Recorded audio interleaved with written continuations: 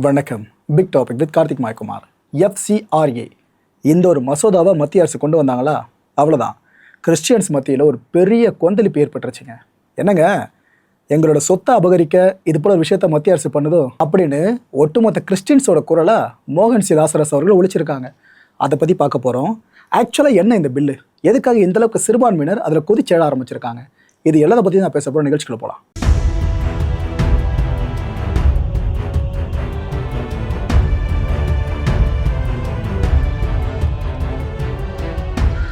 Foreign contribution regulation amendment பில்லுங்க இந்த FCRA bill அப்படின்றது.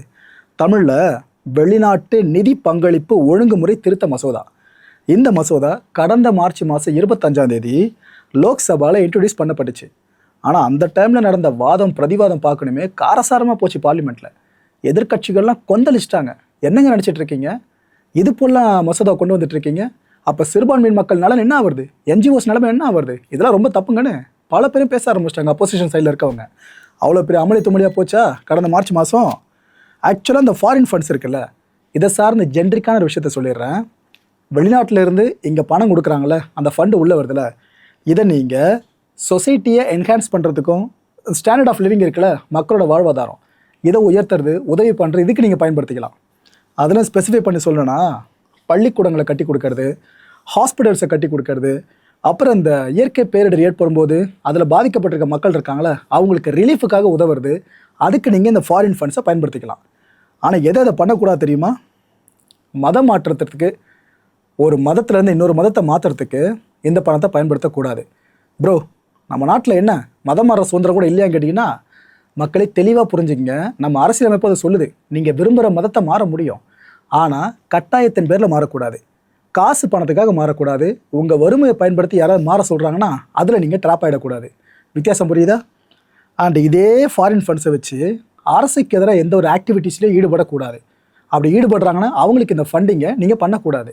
So foreign fund உள்ளே வருதுன்னா மத்திய அரசு மனசு வச்சு தான் உள்ளே வர முடியும். அப்படி அவங்க உள்ளே வர விட்டாங்கனாக்கா இதெல்லாம் நீங்கள் பண்ணக்கூடாது. ஸோ டூஸ் டோன்ட்ஸ் பேசிக் புரிஞ்சிருச்சா? ஒருவேளை நீங்கள் எதெல்லாம் பண்ணக்கூடாதுன்னு சொன்னணும் அதெல்லாம் பண்ணிட்டீங்க அப்படின்னா ஃபாரின் ஃபண்ட்ஸை உள்ளே ரிசீவ் பண்ணுற அந்த NGO சார்ந்த லைசன்ஸ் இருக்குல்ல, அதை கேன்சல் பண்ணிவிடுவாங்க. கேன்சல் பண்ண பிற்பாடு இது வரைக்கும் உங்கள் NGO, உங்கள் குறிப்பிட்ட அமைப்பு என்னென்ன சொத்துக்கள்லாம் வச்சுருக்கீங்களோ அது எல்லாத்தையும் நிர்வகிக்கிற பொறுப்பை ஒரு குறிப்பிட்ட அத்தாரிட்டி கொடுத்துருவாங்க. டெசிக்னேட்டட் அத்தாரிட்டிக்கு அந்த பொறுப்பை கொடுத்துருவாங்க. விஷயம் புரிஞ்சிச்சா பேசிக்கு? ஓகே, இன்னும் கொஞ்சம் அட்வான்ஸாக வாங்க. இந்த FCRA பில் இருக்குல்ல, இதன்படி பார்த்தீங்கன்னா இப்போ NGO இந்த FCRA ரெஜிஸ்ட்ரேஷன் பண்ணிட்டாங்க, அவங்க பதிவு பண்ணிட்டாங்க. ஸோ அவங்க இங்கே லீகலாக செயல்படலாம், தப்பில்லை.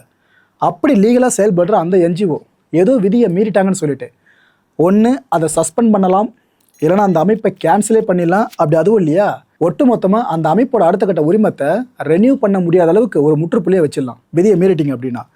சரி, இதெல்லாம் பண்ணிட்டீங்கனாக்கா NGOவோட எக்ஸிஸ்டிங் அசட்ஸ் இருக்கும்ல, நிறைய ப்ராப்பர்ட்டிஸ் வச்சுருப்பாங்களா அவங்க, அது யார்கிட்ட போகணும்னு கேட்டிங்கன்னா அப்போ வர்றது தான் இந்த டெசிக்னேட்டட் அத்தாரிட்டி. ஒரு அமைப்பு கிரியேட் பண்ணுவாங்க. இவங்க என்ன பண்ணுவாங்க, இந்த NGOவோட சொத்துக்கள் இருக்குல்ல இதை மேனேஜ் பண்ணலாம். அப்படி இல்லைனா அந்த அசட்ஸை டிஸ்போஸ் பண்ணலாம் அவங்க நினச்சா. அப்படி இதுவும் இல்லையா, அந்த ஃபாரின் ஃபண்ட்ஸை வச்சு இவங்க என்ன வேணாலும் பண்ண முடியும் இந்த டெசிக்னேட்டட் அத்தாரிட்டி. இவ்வளோ ஏன், அவங்க விரும்பினா அரசுக்கே கூட கொடுத்துடலாம். கிட்டத்தட்ட அரசுடைமை மாரி தான், அரசு மொத்தமாக எடுத்துக்காமல் இவங்களா கொடுக்குற மாதிரி கூட கடைசியில் அவங்களால பண்ண முடியும். இவ்வளோ பவர்ஃபுல்லாக ஒரு அத்தாரிட்டியாக தான் இந்த டெசிக்னேட்டட் அத்தாரிட்டி நம்ம பார்க்குறோம். ஆக்சுவலாக சிவில் கோர்ட் இருக்குல்ல, அதுக்கு என்னென்ன அதிகாரங்கள் இருக்கோ அது அப்படியே இந்த அத்தாரிட்டி கிடச்சிரும். ப்ரோ, அப்போனா கவர்மெண்ட் கிடையாதுல்ல இந்த அத்தாரிட்டி அப்படின்னு கேட்டிங்கன்னா, கவர்மெண்ட் கிடையாது. ஆனால் டெசிக்னேட்டட் அத்தாரிட்டின்னு வரும்போது உங்களுக்கே தெரியும் எல்லாரும் கலந்துருக்கிற அமைப்பாக தான் இருக்குன்னு சொல்லிட்டு. இப்போ புரிஞ்சிருக்கும் எதுக்கு இந்த FCRAவை பார்லிமெண்ட்டில் அப்போசிஷன் பார்ட்டிஸ்லாம் எதிர்த்திருக்காங்க அப்படின்ட்டு. ரைட்டு, இங்கே எதிர்க்கிறத விடுங்க. அமெரிக்காவில் ஒரு செனட்டர் பேர் ஜேம்ஸு, அவர் என்ன தெரியுமா சொல்லியிருக்காரு, என்னங்க இந்தியாவில் இது போல் நடக்குது, ஏதோ NGOஸ்க்கான ஃபண்ட்ஸ் எல்லாம் பிளாக் பண்ணுறீங்களே, இதெல்லாம் நியாயமா, இதெல்லாம் சரியான விஷயமானு அமெரிக்காவில் இருக்க செனட்டர் இந்தியாவை பற்றி பேச ஆரம்பிச்சிருக்காங்க. ஏன்னா அமெரிக்காவில் ஹிப்போக்ரஸி தானே. அதாவது அமெரிக்கா பொறுத்த வரைக்கும் இந்த ஃபாரின் ஃபண்ட்ஸை மானிட்டரிங் பண்ணுறதுக்கு, ஃபாரின் ஏஜென்ட்ஸாக இருந்து ஃபுல்லாக அவங்கள மானிட்டர் பண்ணுறதுக்கு FARA அப்படின்ற சட்டமே இருக்குது. அதாவது ஃபாரின் ஏஜென்ட்ஸ் ரெஜிஸ்ட்ரேஷன் ஆக்ட். அமெரிக்காவில் வச்சுக்கலாம் நீங்கள், பட் இந்தியாவில் இது போல் வந்துச்சுனாக்கா தப்புன்னு அங்கே பேசுகிறாங்க. அமெரிக்காவுக்கு வந்தால் ரத்தம், இந்தியாவுக்கு வந்தால் தக்காளி சட்னி. ஆக்சுவலாக இதை பற்றி அமெரிக்கா கிட்ட எதுக்கு இந்த சட்டம் கேட்டால், இல்லைங்க எங்கள் தேசிய பாதுகாப்புக்காக இருக்குன்னு சொல்லுவாங்க. ஆக்சுவலாக இதை தான் இந்திய அரசும் ட்ரை பண்ணுறாங்க. தேசிய பாதுகாப்பு நலன் சார்ந்து நம்ம இந்த FCRAவை இனிஷியேட் பண்ணி கொண்டு போவோம் அப்படின்ட்டு. அப்படின்னா என்ன ப்ரோ, அதில் இருக்க எல்லா விஷயங்களும் ஏற்றுக்கிறாமான்னு கேட்டிங்கன்னா, நான் அந்த பக்கமாக ஸ்டாண்ட் எடுக்கல, இந்த பக்கமாக ஸ்டாண்ட் எடுக்கல. எப்போவுமே செய்தியாக கொடுத்துருவால, அதுக்கப்புறம் மக்கள் நீங்கள் முடிவு பண்ணிக்கலாம்.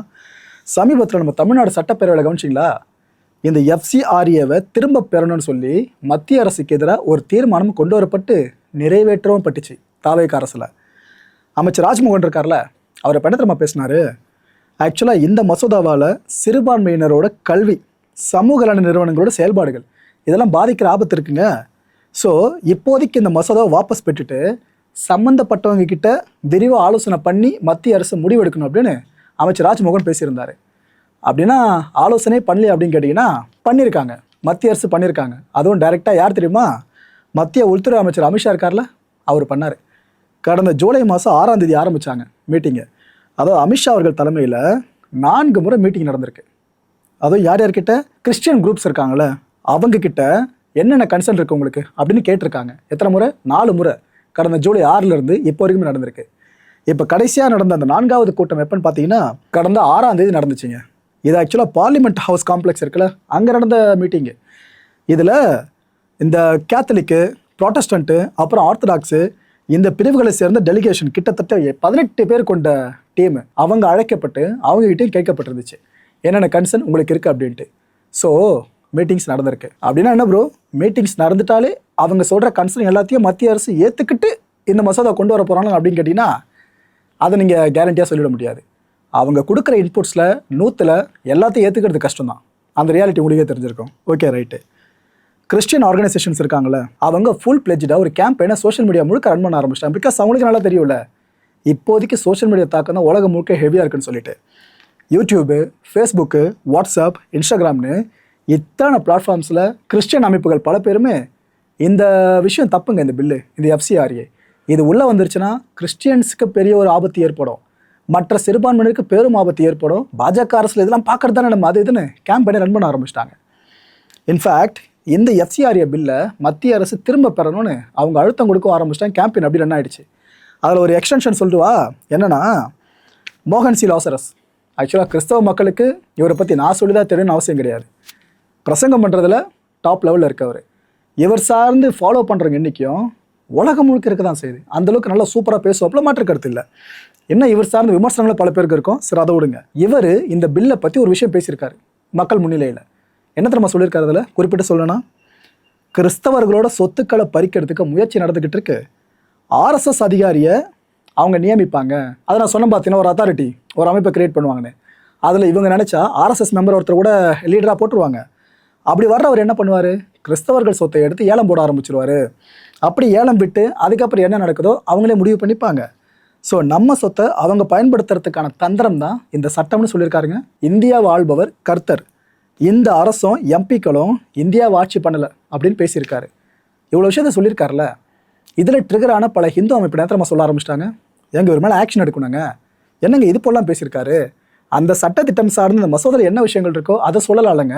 ஏதோ ஒரு மதத்தை சார்ந்தவங்களோட சொத்துக்களை பறிக்கிறன்ற மாதிரி பேசியிருக்காங்கன்னு அவங்க ஒரு பக்கம் கொந்தளிக்க ஆரம்பிச்சிட்டாங்க. இவங்க கொந்தளிப்பு ஒரு பக்கம் இருக்கா, இந்த கொந்தளிப்பு நியாயமானதா இல்லைனா இவங்க மார்க்கம் சார்ந்து ஒரு உந்துதலை கொடுக்க முற்படுறாங்களா அப்படின்றத மோகன் சி லாசரஸ் அவர்கள் ஸ்பீச் இருக்கல, அதை கேட்டு நீங்களே முடிவு பண்ணலாம். கவனிங்க, இந்த சட்டத்தில் சில நுணுக்கமான சில காரியத்தை தந்திரமாக செய்திருக்கிறாங்க. என்னன்னு சொன்னால், எல்லா கிறிஸ்தவ சொத்துக்களை விவரத்தை சேகரித்து இவங்களுக்கு ஒரு $100 வந்திருக்கு, $1000 வந்திருக்கு, இப்போ வெளிநாட்டு பணம் வந்திருக்குதுன்னு சொல்லி, அப்போ இந்த சொத்துக்களை எல்லாம் அவங்களே ஒரு அதிகாரியை நியமிப்பாங்களாம். அவங்களே ஒரு அதிகாரியை, அதாவது RSSகாரனாக இருக்கும், அந்த மாதிரி ஒரு அதிகாரியை நியமித்து அவங்ககிட்ட தான் அந்த சொத்துக்களை எல்லாம் கையில் எடுத்து அதை ஏலம் விடுவாங்க.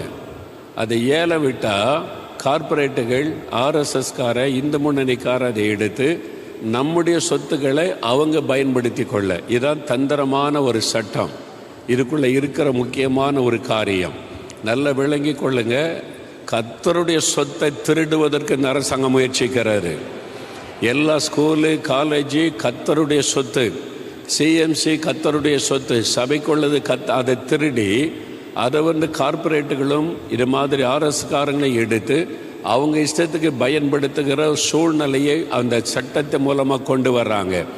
நம்மை ரொம்ப ஆபத்தான ஒரு காரியம். 2 கரங்களை பரலோகத்துக்கு நேராய் விரித்து, சிங்காசனத்தில் அமர்ந்திருக்கிற தேவனே, நீர் கர்த்தர் என்பதை விளங்க பண்ணும். இந்தியாவை ஆளுகை செய்கிறவர் நீர் என்பதை விளங்க பண்ணும். நம்முடைய தேவன் ராஜ்யங்களை ஆளுகிறவர். நம்முடைய தேவன் ராஜ்யங்களை ஆளுகிறவர்.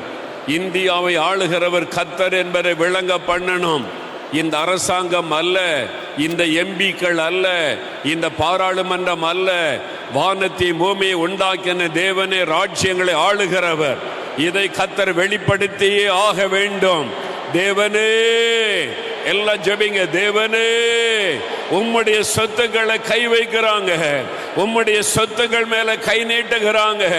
உமக்கு சொந்தமான சபைகள் மேல, உம்முடைய சொத்துக்கள் மேல கரம் நீட்ட துணிந்து விட்டார்கள். சிங்காசனத்தில் அமர்ந்திருக்கிற தேவனே, நீரே இந்தியாவை ஆளுகிற தேவன் என்பதை விளங்க பண்ணுவீராக. நீரே இந்தியாவை ஆளுகை செய்கிற தேவன். Lord, you are ruling our India. You are the creator of our nation. You are the ruler of our nation, O God. நீர் அதை விளங்க பண்ணுவீராக. நீரே இந்தியாவை ஆளுகை செய்கிற தேவன் என்பதை விளங்க பண்ணுவீராக, விளங்க பண்ணுவீராக. தேவனே, ராஜாவே, உம்முடைய சொத்துக்களுக்கு விரோதமாய், உமக்கு விரோதமாய் இந்த சட்டத்தை கொண்டு வருகிறார்கள். இந்த அரசாங்கம் உமக்கு விரோதமாய் எழும்புகிறது. உம்முடைய கரத்தை நீட்டுவீராக. நீர் வல்லமை உள்ள தேவன் என்பதை விளங்க பண்ணுவீராக. நீரே இந்தியாவை ஆளுகை செய்கிற தேவன் என்பதை விளங்க பண்ணுவீராக, விளங்க பண்ணுவீராக. தேவனே, விளங்க பண்ணுவீராக. நீரே ராஜாதி ராஜா என்பதை விளங்க பண்ணுவீராக. நீர் சர்வலோகத்தின் ஆண்டவர் என்பதை விளங்க பண்ணுவீராக. சாத்தானுடைய திட்டங்கள் மடங்கடிக்கப்படுவதாக, பிசாசின் திட்டங்கள் முடக்கப்பட்டு போவதாக. இயேசுவின் நாமத்தினாலே, இயேசுவின் நாமத்தினாலே தேவனே, உம்முடைய கரத்தை நீட்டுவீராக, நீட்டுவீராக, நீட்டுவீராக. இந்தியாவை ஆளுவது ஆண்டவரே எங்களுடைய பார்லிமெண்ட் அல்ல, எங்கள் கர்த்தரே ஆளுகை செய்கிற தேவன். அவரோட ஸ்பீச்சை கேட்டிருப்பீங்க. நீங்கள் ஒரு முடிவுக்கு இப்போதைக்கு வந்திருப்பீங்கன்னு நினைக்கிறேன். கொஞ்சம் வெயிட் பண்ணுங்கள். கான்டென்ட் முடிஞ்சதுக்கப்புறம் அந்த முடிவை சாலிடாக எடுங்க. காங்கிரஸோட எம்பி கேசி வேணுகோபால் இருக்கார்ல, இவர் என்ன தெரியுமா சொல்லியிருக்காரு? இப்போது ஆக்சுவலாக இப்போ நாடாளுமன்ற கூட்டத்தோட முடிவு வந்துச்சு பார்த்தீங்களா, அதுக்கு ஒரு நாள் முன்னாடி ஒரு விஷயம் நடந்திருக்கு. அதாவது இந்த பில் இருக்குல்ல, குறிப்பிட்ட பில் ஒரு தான் பேசிகிட்டு இருக்குமே, இது கடைசி நேரத்தில் தான் இது போல் பார்லிமெண்ட்டில் மூவ் ஆக போகுது. யார் மூவ் பண்ண போகிறா? அமித்ஷா அவர்கள் மூவ் பண்ண போகிறாங்கன்னு எங்களுக்கு ஒரு மெசேஜ் வந்துச்சுங்க. ஆனால் அந்த டைமில் அமித்ஷா அவர்கள் அவைக்கு வரலை. அவருக்கு பதிலாக இணையமைச்சர் இருப்பார்ல, அந்த துறை சார்ந்து, அவர் தான் அந்த தீர்மானத்தை கொண்டு வராப்புல. என்ன தீர்மானம்? ஜேபிசிக்கு இந்த பில்லை நாம் அனுப்பி விட்ருவோம் அப்படின்ற தீர்மானம். ஸோ இது வரைக்கும் அந்த பில் சட்டமாக்கவும் படலை, அந்த பில் தோல்வியவும் தழுவலை. புரிஞ்சிருச்சா? அப்பேற்பட்ட பில் இப்போதைக்கு அது, ஏன்னா ஜேபிசிக்கு போயிருக்கு. இப்போ இந்த நாடாளுமன்ற கூட்டுக்குழுவினர் இருக்காங்களே, கிட்டத்தட்ட 31 பேரை கொண்ட ஒரு டீமுங்க அது. அவங்க தான் இதுக்கப்புறம் இந்த பில்லை ஃபுல்லாக அக்கு வேற ஆணி வேற பிரித்து அலச போகிறாங்க. ப்ரோ, அப்போ அதில் எல்லாருமே ஆளுங்கட்சியை சேர்ந்தவங்களா இருந்தால் எப்பயுமே அவங்க நினைக்கிறது நடக்கும். அப்போ சட்ட வடிவம் பெருமை இது அப்படின்னு கேட்டிங்கன்னா, நீங்கள் நல்லா கவனிச்சிக்கணும். ஜேபிசியை பற்றி இந்த 31 பேரில் 21 மெம்பர்ஸ் பார்த்தீங்கன்னா லோக்சபாலேருந்து வர்றவங்க. இவங்க எல்லாரையும் லோக்சபா ஸ்பீக்கர் இருக்கார்ல, அவர் நாமினேட் பண்ணணும். 21 பேர். ஸோ இதில் மெஜாரிட்டி யார் வர போகிறா? ரைட்டு, உங்களுக்கே தெரிஞ்ச விஷயந்தான். 10 மெம்பர்ஸ் இருக்காங்களே, இவங்க ராஜ்யசபாலேருந்து வருவாங்க. இவங்களை நாமினேட் பண்ணக்கூடியது வேறு யார்? ராஜ்யசபா ஸ்பீக்கர் இருக்கார்ல, அவர் தான் வைஸ் பிரசிடென்ட்டு. அவங்க நாமினேட் பண்ணிவிடுவாங்க. ஸோ ஒட்டுமொத்தமாக 31 பேர் ஆகிடுச்சா? இந்த 31 பேர் இதுக்கப்புறம் தீவிரமாக டிஸ்கஸ் பண்ணி தான் இந்த விஷயத்தில் முடிவுக்கு கொண்டு வர போகிறாங்க. தெரியாச்சு மக்களே? ரைட்டு. இந்த ஜேபிசி அடுத்து என்னென்ன விஷயங்கள்லாம் பண்ண வாய்ப்பு இருக்குது, நான் அதே லிஸ்ட்டு போட்டுறேன்னு. முதல்ல என்ன பண்ணுவாங்கன்னா, இந்த எஃப்சிஆர் இருக்குது பார்த்தீங்களா, இதில் என்னென்ன அமெண்ட்மெண்ட்ஸ்லாம் புதுசாக கொண்டு வரப்பட்டிருக்கு, ஏன்னா ஒழுங்குமுறை திருத்தம் அமெண்ட்மெண்ட்டு என்னென்னலாம் ப்ரொப்போஸ் பண்ணப்பட்டிருக்குன்னு அது எல்லாத்தையும் ஈச் ஒன்றுத்தையும் எக்ஸாமின் பண்ணுவாங்க அந்த டீமில் இருக்க 31 பேரும். இதுக்கப்புறமா இந்த என்ஜிஓஸ், அப்புறம் ரிலீஜியஸ் பாடிஸு, லீகல் எக்ஸ்பர்ட்ஸு, இவங்ககிட்ட இருந்து கமெண்ட்ஸை கேட்பாங்க. நீங்கள் சொல்லுங்கள், இந்த திட்டத்தை பற்றி என்ன நினைக்கிறீங்க, நீங்கள் சொல்லுங்கள், இதை பண்ணலாமா இல்லையா, அதுன்ற மாதிரி கேட்பாங்க ஃபுல்லாக. இதுக்கப்புறமா ஹோம் மினிஸ்ட்ரி கிட்ட இருந்து அந்த கிடைச்சிருக்க இன்புட்ஸ் இருக்குல்ல, அதை கேள்வியாக முன் வச்சு பதில் எதிர்பார்ப்பாங்க. ஏங்க இது போல் வந்திருக்க விஷயம், நீங்கள் உங்களை எக்ஸ்பிரஷனை கொடுங்க அப்படின்ட்டு. அந்த கிளாரிஃபிகேஷன்லாம் பெற்று முடித்த பிற்பாடு அந்த குறிப்பிட்ட எஃப்சிஆர்ஏ பில்லில் இவங்க மாடிஃபிகேஷன்ஸை கொண்டு வரதுக்கு பரிந்துரைக்கலாம். ஒன்று, டெலிஷன் பண்ணலாம். இட் மீன்ஸ் இதில் எந்தெந்த விஷயங்கள்லாம் வேணாம், இதை சிறுபான்மை மக்கள் எதிர்க்கிறாங்கன்னு சொல்லிட்டு அந்த பாயிண்ட்ஸை தூக்கலாம் அந்த அமெண்ட்மெண்ட்ஸில். இதையும் தாண்டி இந்த பில்லில் புதுசாக இதெல்லாம் சேர்த்தா நல்லா இருக்கும்னு அவங்க ஃபீல் பண்ணுறாங்கன்னு சொல்லிட்டு அவங்க இன்புட்ஸ் எடுத்து புதுசாக விஷயங்களே சேர்க்கலாம். இதெல்லாத்தையும் இவங்க ரெக்கமெண்ட் பண்ண முடியும். இது எல்லாம் ரெடி ஆகிடுச்சா, இதுக்கப்புறமா ஃபைனல் ரிப்போர்ட்டை ரெடி பண்ணுவாங்க. அதாவது இது வரைக்கும் இவங்க 31 பேரும் ஃபுல்லாக இவ்வளோ வேலை பார்த்துருக்காங்களே, இதில் என்னென்ன ஃபைண்டிங்ஸ் கிடைச்சதோ அண்ட் என்னென்ன ரெக்கமெண்டேஷன்ஸோ இது எல்லாத்தையும் ரிப்போர்ட்டாக ரெடி பண்ணி அதை பார்லிமெண்ட்டில் ப்ரெசென்ட் பண்ணுவாங்க. சுற்றி எங்கே வந்து நிற்குதா தெரியுதா மக்களே, கடைசியில் வந்த இடத்துக்கு வந்து நிற்குதா. இவ்வளோ விஷயங்கள் நடந்து முடிஞ்சதுக்கப்புறம் தான் இந்த FCRA சட்ட வடிவம் பெறுதா இல்லையா இந்த அமெண்ட்மெண்ட்ஸு, இது ஒரு முடிவுக்கு வர முடியும். இது வரைக்கும் அது நடக்கலை. ஆனால் அதுக்குள்ளே பல பேருமே போச்சு சிறுபான்மை மக்களோட சொத்துக்களெல்லாம் பறிமுதல் பண்ண போது மத்திய அரசுன்னு ஃபேக்காக நிறைய நியூஸை ஸ்ப்ரெட் பண்ண ஆரம்பிச்சிட்டாங்க. இப்போதைக்கு அப்டேட்டு இவ்வளோ தான் மக்களே. அது இதெல்லாம் நடக்க போகிறத பற்றி சொல்லியிருக்கேன் இந்த JPC சார்ந்து. Okay right. இந்த கான்டென்ட்டை பொறுத்தவரை மனசு ஒரு வினா இருக்குது. முடிஞ்சதுக்கான பதில்கள் கீழே கமெண்ட் செக்ஷனில் கமெண்ட்டாக லீவ் பண்ணுங்கள். இது வரைக்கும் என்னால் முடிஞ்ச அளவுக்கு இந்த FCRA சார்ந்து ரொம்ப ஷார்ட் அண்ட் வெர்ஷனாக உங்களுக்கு விளக்கியிருக்கேன். உங்களுக்கு புரிஞ்சிருக்கும்னு நினைக்கிறேன். இந்த FCRA இந்தியாவுக்குள்ளே சட்டமாக்கப்படணுமா இந்த அமெண்ட்மெண்ட்ஸ்லாம், இல்லை படக்கூடாதா? இல்லை ப்ரோ இது சட்டமாக வரணும் ப்ரோ அப்படின்னா அதுக்கு என்ன காரணம் உங்கள் மனசில் இருக்கிறது? இல்லை இது இந்த பக்கமாக வந்துடக்கூடாதுன்னா அதுக்கு என்ன காரணம்? அடுத்த நிகழ்ச்சியை சந்திக்கலாம். நன்றி, வணக்கம். வணக்கம். நம்ம மாயம் ஸ்டுடியோஸ் யூடியூப் சேனலில் ஒரு நாளைக்கு 5 வீடியோஸ் போஸ்ட் பண்ணிட்டு இருக்கோம்.